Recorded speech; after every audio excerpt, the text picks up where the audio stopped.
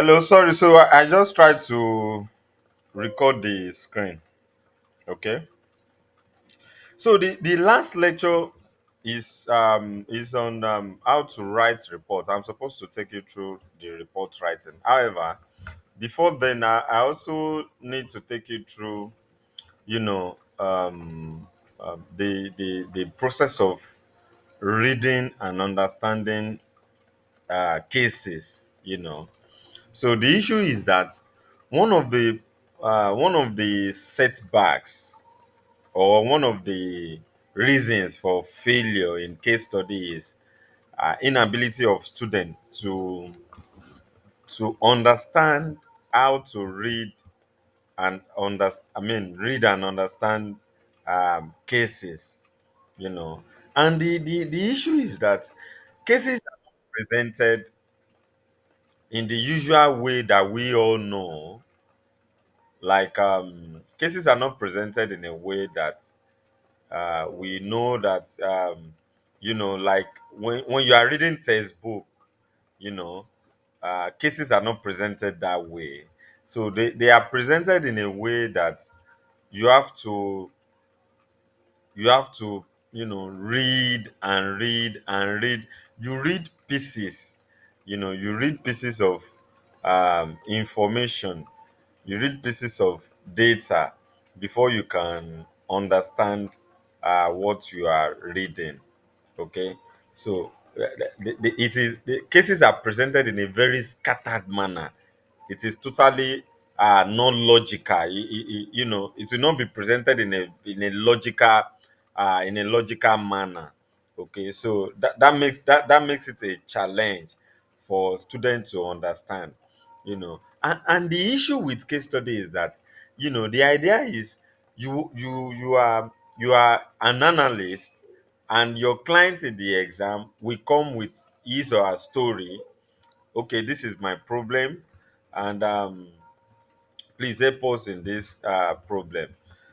But you should know that as the analyst, if you are unable to understand the story, there is no way you can do justice to the analysis, or give the clients the relevant solution that they need to make the business work again. Okay, so you need to learn how to read and understand cases. So tonight we also look at how to read and understand cases. Okay, so that's one thing we want to look at today. So we are going to look at the May 2019. We are going to look at May 2019 case. I mean, November 2019 rather. November 2019 case. So what I will do is that usually we are supposed to read it exhibit by exhibit. But because of time, so I will quickly go through I will do it like a summary of the whole case. So that is what I will do. So please pay a very good attention to the process. Okay, all right. So usually this is how your case will come. So before the exam will be given Preseen. Preseen is more like about 30-40% part of the case story without the requirement, without the questions. Okay, so and on the exam day you will have the remaining part of the case story, which is the unseen. So this unseen here will come on the exam day together with the present. Okay, but before the exam you will have the present. You have this present. Okay, so let's look at the first exhibit. So these are the exhibits given to us for the present. They are just six. Okay, these are the six exhibits presented to us for the present, right? Okay, so our job in the present is to understand whatever it has that has been given to us here. We need to understand this. We need to be able to, in fact, as a matter of fact, you it will only amount to a waste of time when you get to the exam or and you start reading the present again. Okay, so you are expected to have gone through the present, to have read the present like 2 3 times, analyze it, and you should have known everything about the present. Okay, so that will also save you time. So in the exam you are supposed to spend 1 hour for reading, 1 hour for your computations, for calculations, then 2 hours for writing. But if you can spend just like 30 minutes on the unseen alone and save 30 minutes, you have like 2 hours 30 minutes to complete your report. So I think that is a good time saving strategy. So here is the exhibit one. So every time you'll be given this exhibit one, and the exhibit one will be about you as a person, you, whoever you are, as a person, as the analyst in the exam, in the case. So that is basically what the exhibit one will all be about. And you as a person, your responsibilities to your client or to your employer, okay, we'll see. And they will also give you information about your employer as well. So these are the three basic things you will find in exhibit one. So we are given this exhibit one. We are told that you are Shukura Ali, that you are writing the professional exam of ICANN, and that you work in a firm of chartered accountant, that is Oluwole Ibrahim Ezefe and Co. That's the firm you work in, right? And you are to report to James Oluwole, which is a partner in charge of business advisory unit of the firm. Okay, so you are working under this firm. Okay, and you report to this man here, and below are your responsibilities. But before I go to the responsibilities, now the idea behind, okay, let me just tell you that whenever you are, as a person, you are working in a firm of chartered accountants, right? And you now have a client, so that makes your report automatically external report. Okay, that makes your report external report, because the firm will be, the report will be provided, will be written from the firm, right? And will be sent to the client. you know that makes it an external report. And the reason why this is important is that, if you remember when I was talking to you about bonus marks, um, overall reports, report structure and report style and language, and I made mention of disclaimer there, that disclaimer is 1 mark. Now, whenever you are writing an external report, you have to disclaim it. So that is why you have to be aware of this. So when your report is external report, you have to write a disclaimer, on the report. So it is important. So when you are working in a firm of chartered accountant, no matter what happens there, the report will be sent to the client.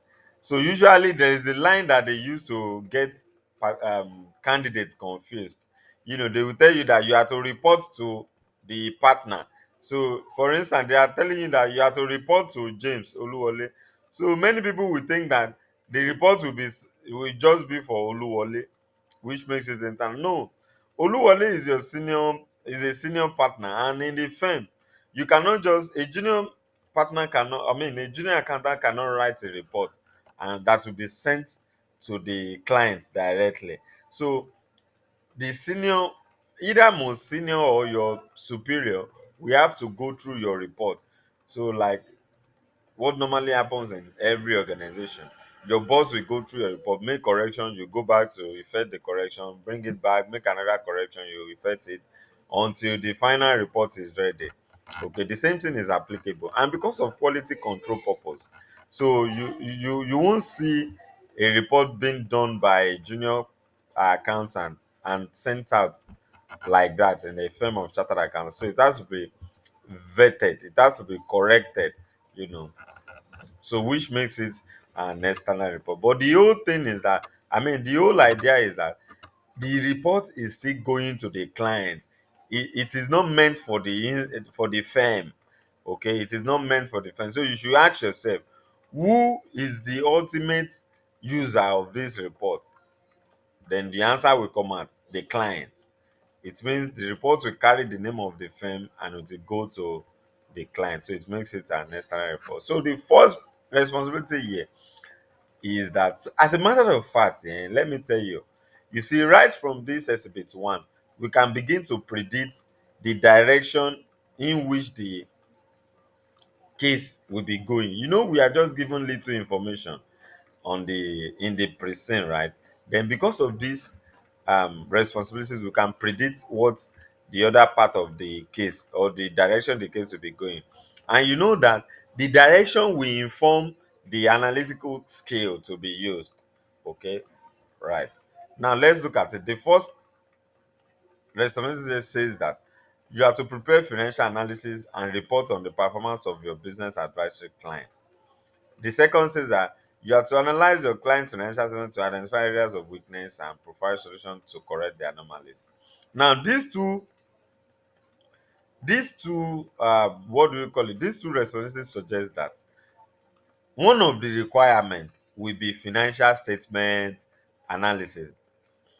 Okay, that is what this one is suggesting. That one of the requirements will be. It is This one is important to me because I've already known the one of the requirements already.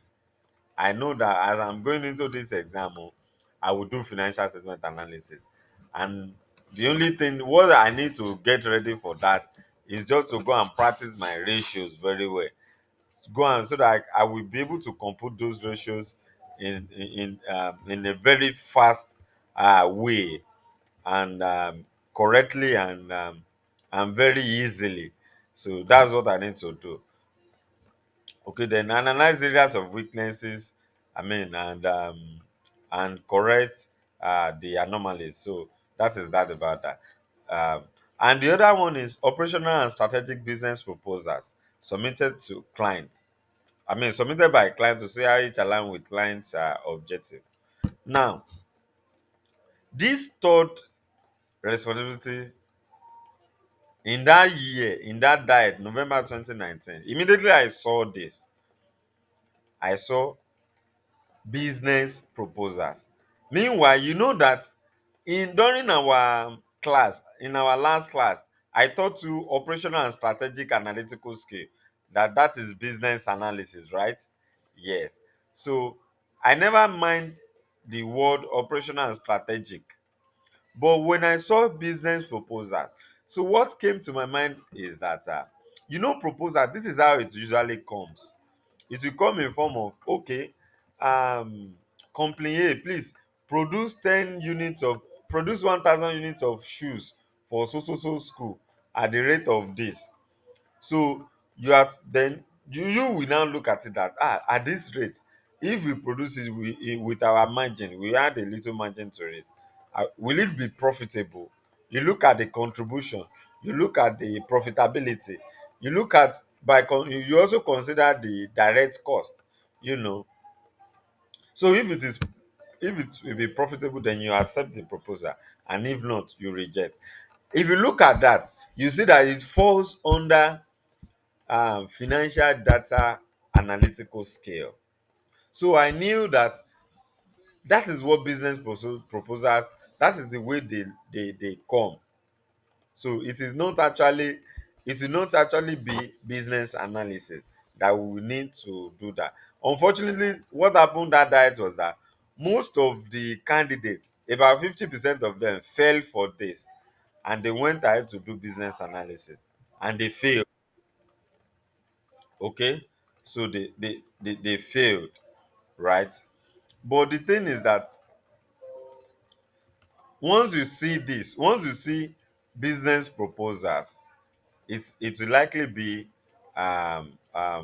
financial data. Once you see project appraiser, they are going to invest in a machine or so, it's likely be financial data.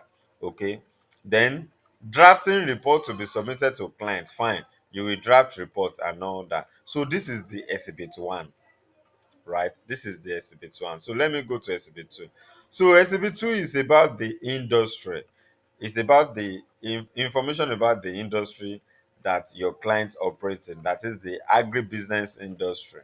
You know, so your client is actually into agricultural uh produce, and all that. So this is the information about the industry. And one thing about the information about the industry is that it will give you an idea of what the industry, the challenges in the industry, the opportunities, the threats, and all that. Okay, that is the information that the information about the industry will give you. Okay, so let's look at it. Why agribusiness is lucrative in Nigeria? So they are giving us some of the information why the business is lucrative in Nigeria. They made mention about population, that the Nigeria country has over 200 million people. That it means that whatever agricultural products that are being produced will be there is market. So whatever they produce, they will sell. Okay, there is also government support for the industry. Okay, there is arable land, there is growth potential, and there is financing opportunities. Okay, these are these are many reasons why businesses are lucrative in this industry, right? And the thing about this is that this can also be useful when you are analyzing the financial statement. Okay, because if the business is making profit, you can use these reasons why they are profitable, where they are lucrative, to explain the profitability of the business, right?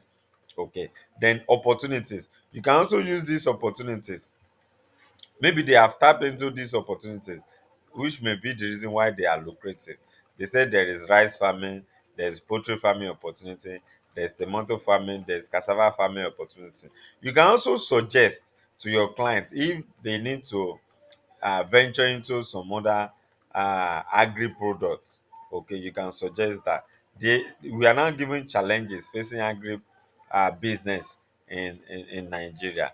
They made mention of post-harvest loss. They made mention of post-harvest loss. They made mention of attitude of the population and all that. They made mention of climate change and all that. So again, if for instance you are analyzing the financial statement and the ratios are bad, the ratios are not looking good, then you might attribute it, or you might relate it to these challenges, that these challenges might be the reason why they are making the losses, that their performance is poor. Okay, then we are also given the future of agribusiness in Nigeria. We're given some information like that. So that is that about the information about the industry in the case. Okay, then we can go to exhibit 3. The exhibit 3 is basically on information about the your client in the exam. So your client in the exam is known as Detoy Farms and Farm Products Limited. That is your client. So we are given the history of the client, the operations, and the information about the board and management. That is the information we are given about. Okay, that's the information. So what happened here is that usually, I think I've said it before, that you always be given information about the business. And one of the ways, or two, there are two ways whereby this kind of exhibit will be useful to you. If you are doing business analysis, if you are doing business analysis, there is a section of your report that you will need to use information about the history of the business to you need this information to describe the business in your report. That is the first way it is useful. The other way it is useful is that when we are starting our report, you will see a place where we need to write a little about the background of the business. So the information will also be useful there. Okay, so that about the exhibit 3, right? So exhibit 4 Exhibit 4 is about business opportunities, right? Business opportunity that is coming to your client, Detroit Farms and Farm Products Limited. So some business opportunities are coming to your client. So what the first business opportunity is that there is a company known as D-Shop. D-Shop is a retail company just like ShopRite, Adide, and Co. So that is what the shop is. So the shop has outlets in major cities in Nigeria, and they are now coming with a proposal that fine, some of the products that they sell, some of the agri product that they sell, I don't know if you have gone to any of these outlets before. You see them, they sell virtually everything. You can buy fresh meat there, you will buy pepper, you will buy gari, you will buy anything. You can even buy beer there. Okay, so they are now coming to your client Detroit Farms that now look at it. Some of the vegetables, some of the chickens that we do sell to our customers are imported. Most of them are imported from South Africa. But now we have seen your business. We have seen that you are doing fantastically well. You are doing good. And your farm is very close to most of our shops. So we would like to give you a contract to be supplying us some of this product that we are selling. Okay. So that is the contract. Okay. That is one of the proposal coming to your client, Data Farms. Is coming from this shop, right? The other proposal is that the other proposal is that is coming in two ways. So in addition to this proposal coming from Bishop, they now put a clause there that if Detroit Farms is to accept this proposal, they will need to install a machine on their farm. It is known as the meat processing plant, that they will be able to it will help them to cut and package the meats that they will distribute to their outlet. Okay. Meanwhile, fortunately for Detroit Farms, they already have this plan in mind as well.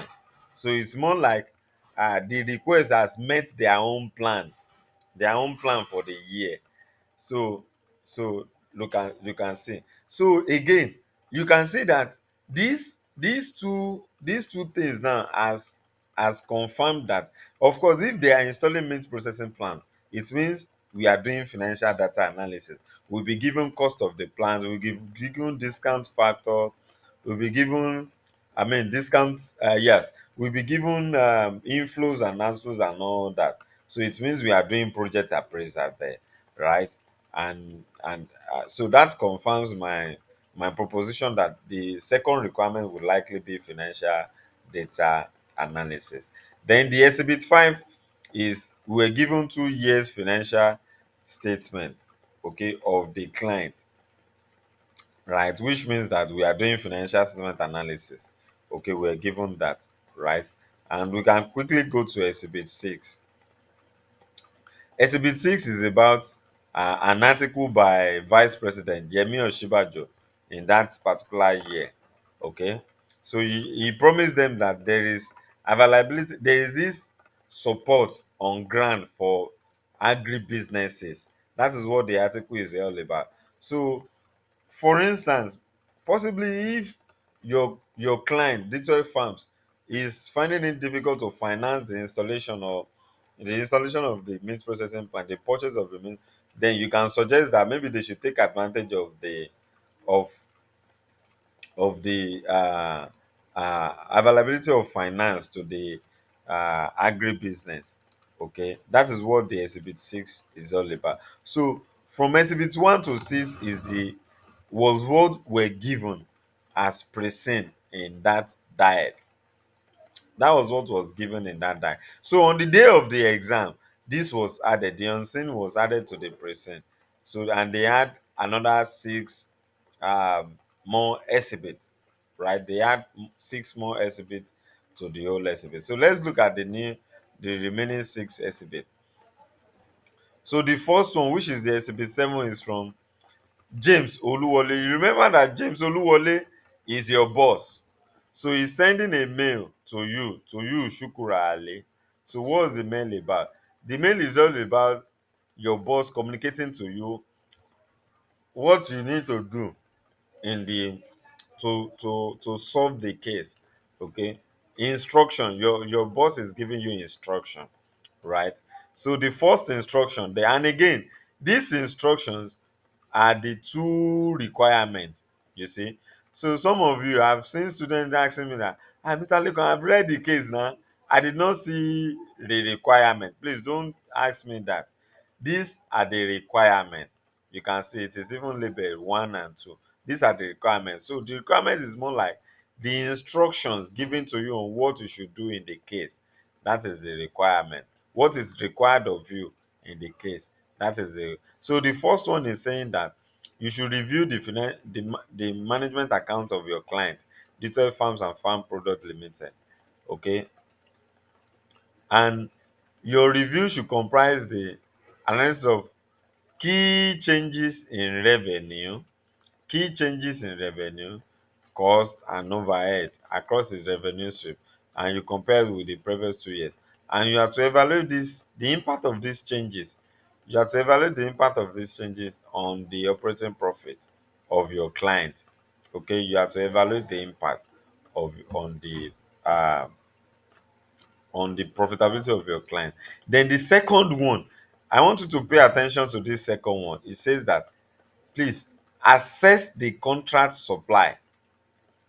Assess the contract supply service. Assess the contract supply service as contained in Exhibit 10 and 11. Yes. And you are also required, listen, oh, that is one. Assess the contract supply service. You are also required, it means in addition to that, you are still going to do another thing to critically evaluate the proposed strategic business opportunity, that is the installation of main processing plant by DFFP. So this is the project appraiser. So it means under the requirement too, you are doing two things. Please, you have to take note of this, because if you only focus on contract supply service, or you only focus on installation of meat processing plant, you only get half of the marks for this requirement too. 32 marks, right? You only get about 16 marks out of the 32 marks. So it means when you are solving requirement two, you have to you have to focus on the two things they ask you to do there. So that is that about that requirement. Exhibit 7, which is on the requirement, right? Then exhibit 8 is a mail. If you see, the mail is from Detroit Farms to your boss, James Oluwole. So the mail had come. The mail is just about Detroit Farms communicating what your firm need to do to solve the case. This is where they pass the instruction to your boss. So you can see the mail came on the 4th of November, and your boss gave you the direction on the 6th of November. So you can see now. So this mail had come. It's the same thing with what we have here, right? So that is that about the exhibit 8. Then exhibit 9 is we are given the third year financial statement. So we are analyzing 3 years financial statement. Okay. Then exhibit 10 is email from Toun Aderogba Bishop, from Bishop. So Toun is from Bishop, and to and they are sending the mail from Bishop to Detroit Farms. So they are sending the details. Look at it. They are sending the details of the contract supply. You know, a contract comes with terms and conditions. So these are more like the terms and conditions of the contract that the bishop is giving to Detroit Farms. So look at the terms. So it means that part of the things that you will do in the requirement too is to look at the implication of these terms of the contract on the business of Detroit Farms, right? So you look at the terms, right? So they said these are the product that you people will supply to us, right? And that the above will be packaged according to specification to be supplied by the shop. Oh, so The package will be according to specification, fine. You want to specify how it will be packaged, right? No wahala. Then they now said the third terms or condition of the contract is Detroit farms will not put any label on the packages. Detroit farms will not put any label on the packages. Okay, they are saying that your client, Detroit farms, should not put label on the packages. Just wrap it with nylon. Okay, as this shop will label the packages itself. Look at it. Okay, you just wrap it with nylon, but they will print on it. They now said the reason why they want to label it themselves is because this shop does not want its customers to know that these products are locally produced. Oh, so this shop does not want customers to know they are produced in Nigeria. So they still want their customers to believe that they are still importing them from South Africa. So your role here, your job here is to look at the possible implication of this term in the contract. It could be that, to me, the way I see this is, if you are dealing with us, and possibly because you are dealing with us now, it will be made known to the public that we are into this business relationship. So the shop customers will know of this relationship. Detroit Farms customers will also know of this relationship. Now, if at the end of the day, the shop customer now find out that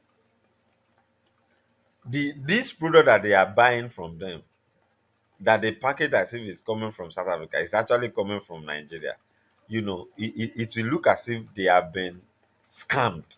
It look as if they have been defrauded, they have been lied to.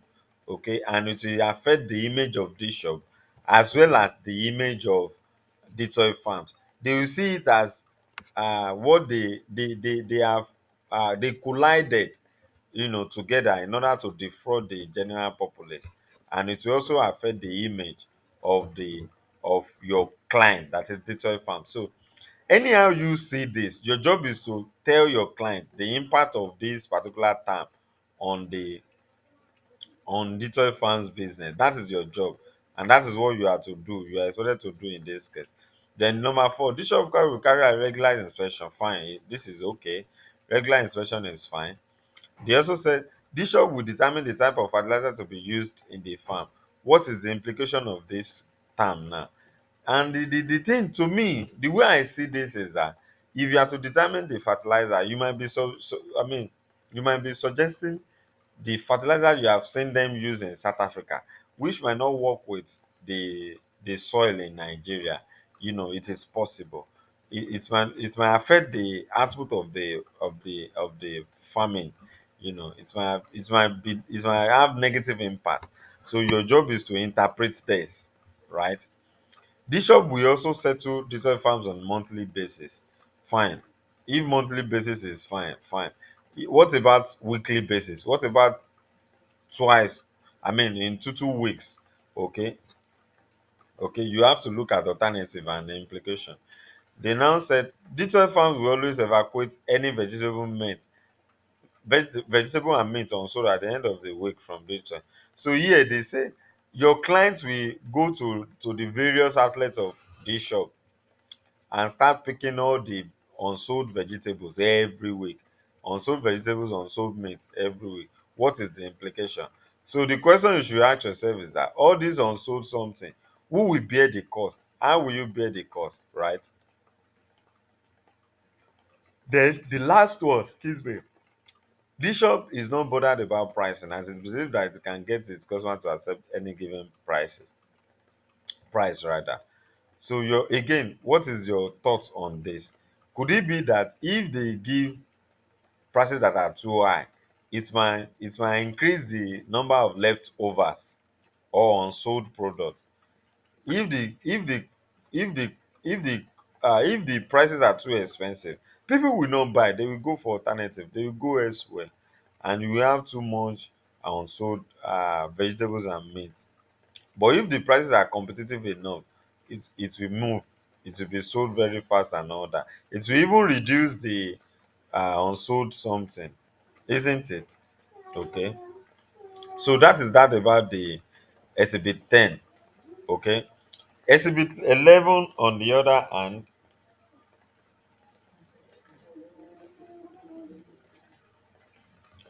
exhibit 11 on the other hand is about the other um yes, it's about the response of your client, digital farms, or their reaction to the contract terms. So in the reaction, they now said digital farms will add additional 25% markup to its normal markup for all the sales to this shop. This will take care of the cost of any vegetable and meat that may not be sold at the end of every week. Okay, okay. So the issue here is that they feel that this 25% markup will be added to their normal profit markup, okay, in order to cover for the unsold vegetables and all that. Then the question becomes, there's what we call professional skepticism. The professional skepticism is about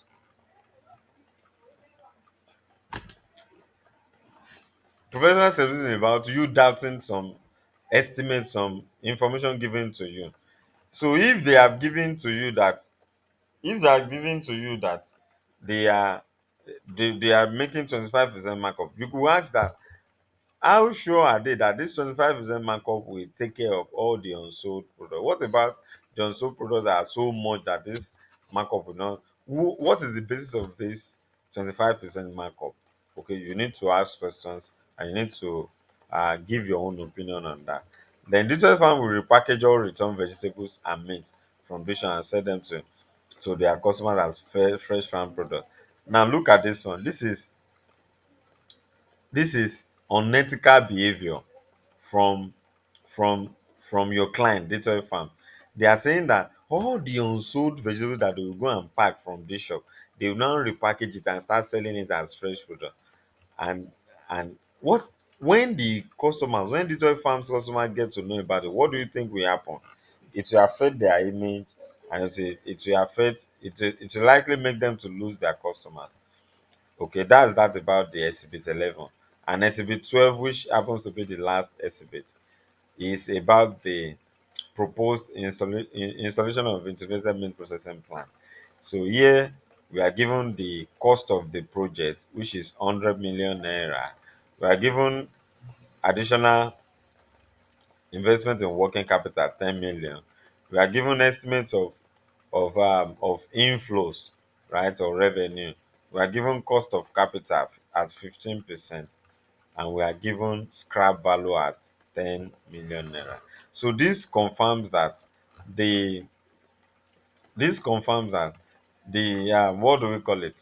The the the second requirement is financial data analysis. So we have seen that financial statement analysis and financial data analysis is what we have to do in this uh, case.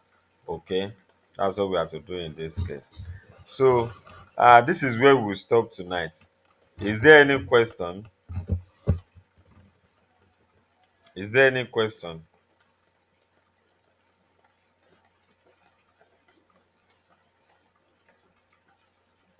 Any question, please?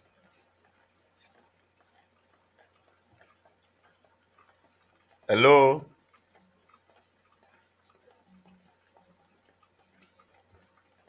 Any question?